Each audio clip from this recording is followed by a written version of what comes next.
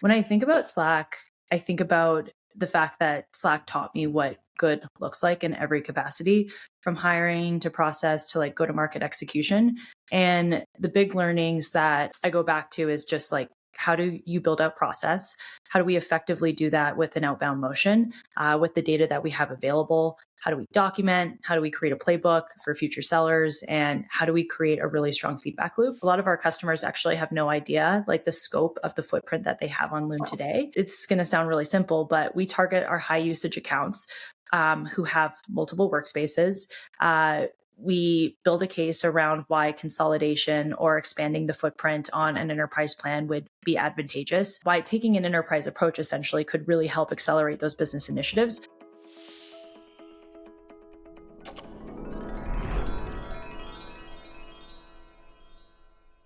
Hi, Taylor. We are so excited to have you here today. I'm personally very excited because A, you're taking time away from your precious little newborn to speak with us, but also I've loved getting to know you and jamming on everything product-led sales as a customer of Pocus.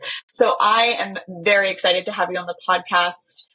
Before we jump in, because I know you're going to have so many incredible insights, would love if you can tell everyone a little bit about who you are, where you work, and your background. Thank you so much for the warm intro. We are very happy Pocus customers. I am currently the director of sales at Loom. I've been with the company for 2.5 years. I came on to support building out our commercial segment and figure out how we can create repeatability with outbound. I built out sales development, SDR, BDRs, SMB mid-market, and now I'm overseeing commercial sales as well as enterprise. And prior to Loom, I spent around 4.5 years over at Slack. I started off as an IC on our mid-market team, which was one of the first go-to-market teams at Slack at the time. And after 2 years of selling, I transitioned over to sales leadership to build out the BDR org for the first time, supporting enterprise and large enterprise. And after about a year of doing that, I transitioned to build out SMB. And that's me in a nutshell. It's just some responsibilities, no big deal. I always love chatting with the early sales team folks at Slack. I feel like I've met you and several others that really pioneered this whole product-led sales thing. So I'd love to start out by maybe talking a little bit about your learnings from Slack and how that compares to Loom and maybe what you brought to Loom, what's similar, what's different. Because on the outside, it seems like two companies that are PLG and you have a sales motion, but I'm sure there's some more nuance to that once you're in the weeds. Totally. When I think about Slack, I think about the fact that Slack taught me what good looks like in every capacity, from hiring to process to like go to market execution. And the big learnings that I go back to is just like, how do you build out process? How do we effectively do that with an outbound motion, with the data that we have available? How do we document? How do we create a playbook for future sellers? And how do we create a really strong feedback loop? Slack and Loom were similar in the sense of the sales motion. Like at Slack, back in the day, we would start with a small sort of usage footprint. Back then it was engineering. And then we would reach out, we would slowly try to expand that footprint based off the value that the customer was seeing. And that's very similar with Loom. However, we're starting more so in PDE, so product design and engineering, and expanding out from there. I would say the second thing is both solutions were really disrupting the way that knowledge workers work and driving a behavior change. And one of the fun aspects of positioning a product like Loom or Slack is you're not necessarily convincing your buyer to purchase a new tool. You're influencing them to evangelize the way that their company works and the way that they work. And so I would say those are some of the things that were similar. In terms of differences, I think virality was something that was very different, as well as the speed or rate in which we saw that behavior change for both solutions. So, for example, at Slack, we had really incredible organic expansion dynamics, and customers, for the most part, were really comfortable making that shift from like abandoning email to channel-based messaging. Loom was a little bit different in the sense of creators' comfortability filming themselves and being on video. While we're seeing that shift in the workplace, customers or end users using video to explain concepts and do work. it's not necessarily happening at the same pace. And so that's actually something that's very different that impacts the way that we sell at Loom. A big focus for our go-to-market team is not only educating customers, but figuring out how we can make them more comfortable with, that behavior change across their organization.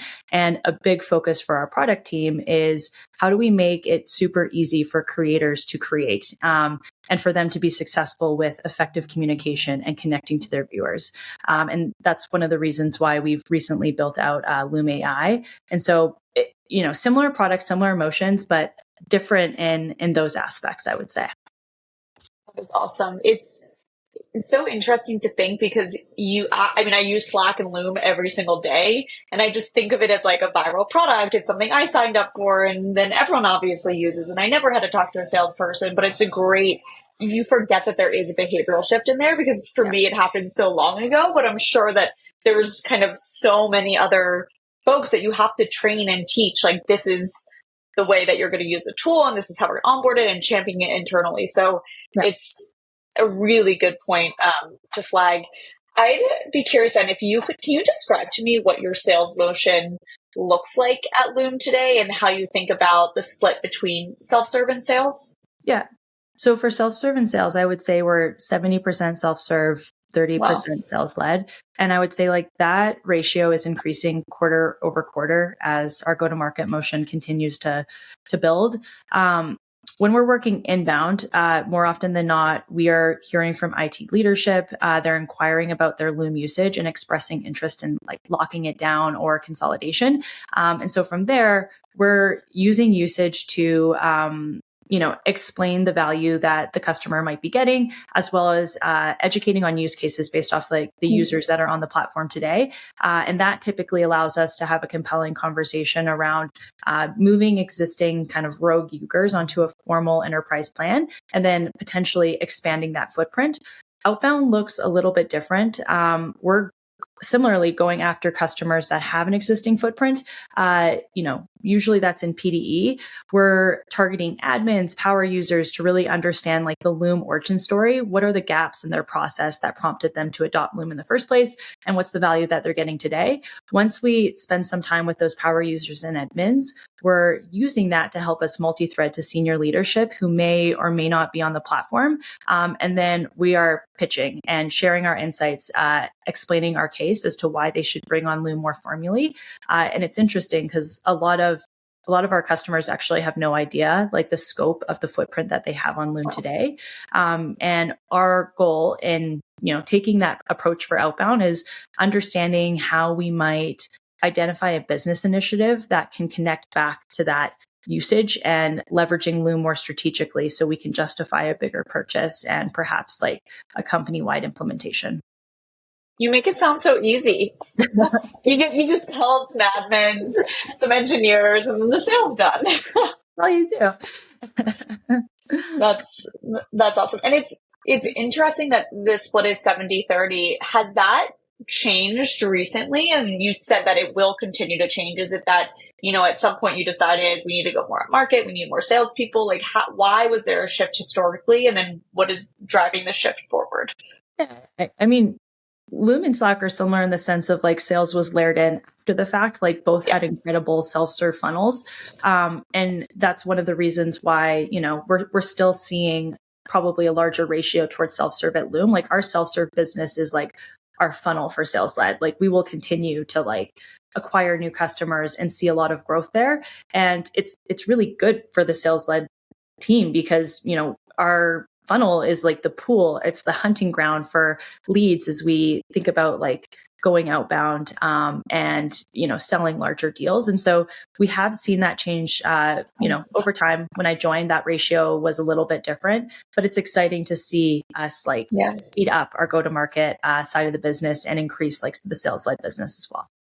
Yeah, I think it's most companies' dreams to be in this place where Slack and Loom are. It's just so impressive, the kind of being able to build that sales motion on top. And props to you and everyone else who was early in building these motions. I also think you and the Loom team have done a really good job of building out product-led sales playbooks. both for kind of outbound and new business conversion, but also for upsells and expansion. You talked a little before about, reaching out to admins or IT or engineering. Curious what playbooks you find most successful, both whether it's new business or expansion.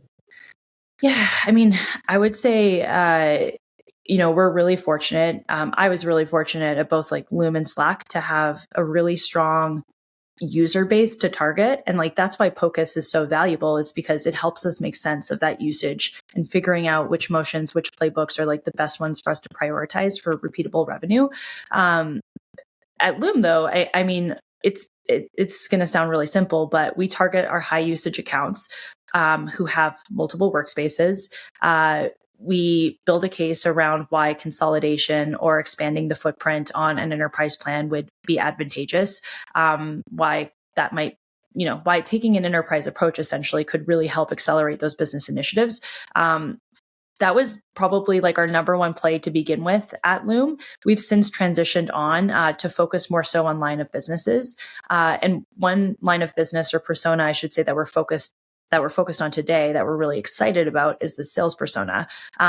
We've seen a tremendous amount of sales personas adopt the platform over the past couple of years. And so we've decided to target that more strategically.